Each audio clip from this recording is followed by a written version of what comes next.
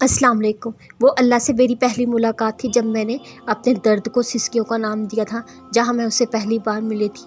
आज भी अपनी ज़िंदगी के इस मुकाम पर हूँ जहाँ मुझे अल्लाह की मसलहतें समझ आने लग गई हैं, जहाँ मैंने उसके अपने दरमियान बरसों तक का फ़ासला एक सजदे में मुकम्मल कर लिया, जहाँ उसने मुझे इतना सब्र दे दिया मैं फिर से मुस्कुराने लग गई हूँ, जहाँ उसने मुझे रेज़ा रेज़ा वजूद से उठाया, मुझे उसने इतना मजबूत बना दिया मैं हर उस तूफ़ान से लड़ जाती हूँ जिससे लड़ना कभी मेरे लिए नामुमकिन हुआ करता था।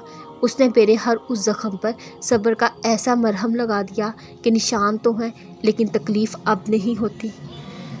मैं सोचती हूँ अगर उस वक्त अल्लाह बेजानिब अपनी दोस्ती का हाथ ना बढ़ाता, वो मेरा हाथ ना थामता, तो शायद आज मैं यहाँ ना होती, शायद आज भी इस तकलीफ़ में भटक रही होती।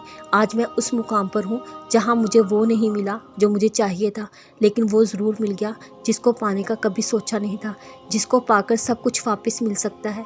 अब ये बात समझी हूँ, जब अल्लाह आपका दिल तोड़ता है वो आपको एक नई तख्लीक देता है, बिल्कुल वैसा जैसा वो आपको बनाना चाहता है, नरम और उससे उसकी मखलूक से प्यार करने वाला।